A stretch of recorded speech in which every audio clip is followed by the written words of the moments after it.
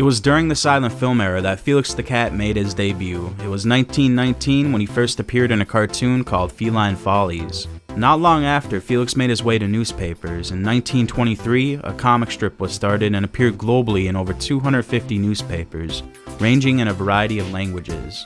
Over 100 silent black and white cartoons were made for movie theaters through the 20s and 30s, and there were over 200 cartoons of Felix the Cat that were aired beginning in 1958 through 1962.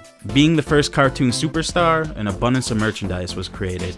In fact, the very first image ever broadcast on television airwaves was a doll of Felix the Cat spinning on a turntable. Though at the present time there are no new cartoons made, I want to count out seeing Felix on the screen again.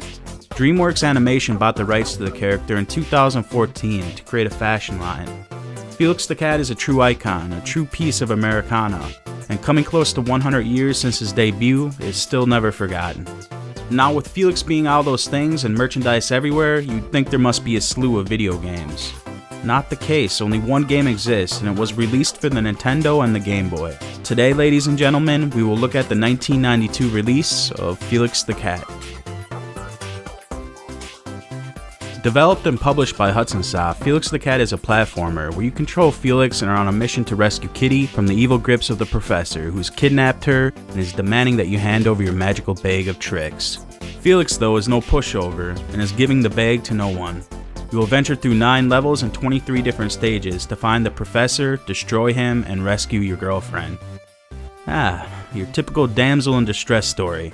Let's have a look at the game. Right off the bat, the graphics and colors stick out to you. It's a vibrant, colorful game, and you being a solid black cat really makes the colors around you pop. The music at first isn't too appealing, but throughout the levels it really evolves. And by stage 5, I'm jiving to my favorite track of the game.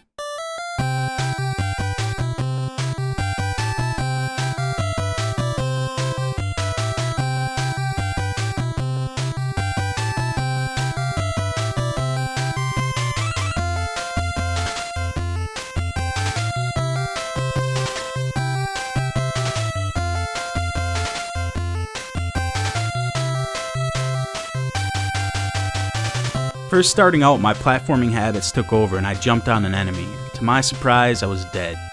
So that was out the window. I'm thinking to myself, one-hit deaths, can't jump on enemies, this is gonna be hell. Flashbacks of Yo Noid entered my brain.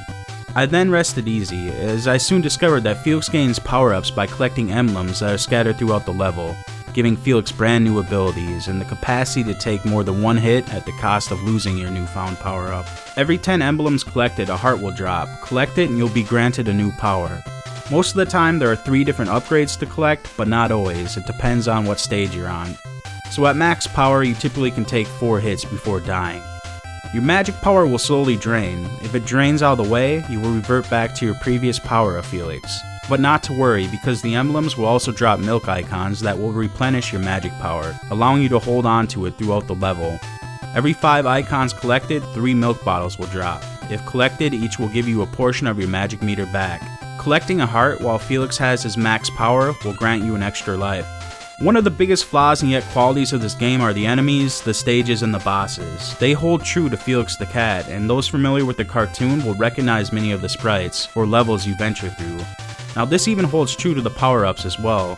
Most of what I can see appeared in the cartoon.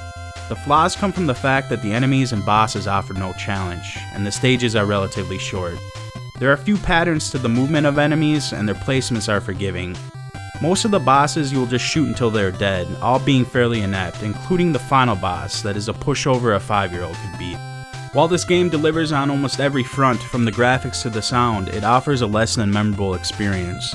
Its redeeming quality is it holds true to the world of Felix the Cat and does offer many variances of stage design and gameplay, but in the end it falls flat simply because it's too easy, which in turn offers a brain-dead experience. I don't know if this game has continues because I never lost all my lives and I beat the game in less than 40 minutes. All that being said, I still think Felix the Cat deserves to be played. The only glaring flaw is its difficulty. Other than that, I don't have anything bad to say. It was a well done game. This has been Late Night Retro. Thank you for watching. Until next time.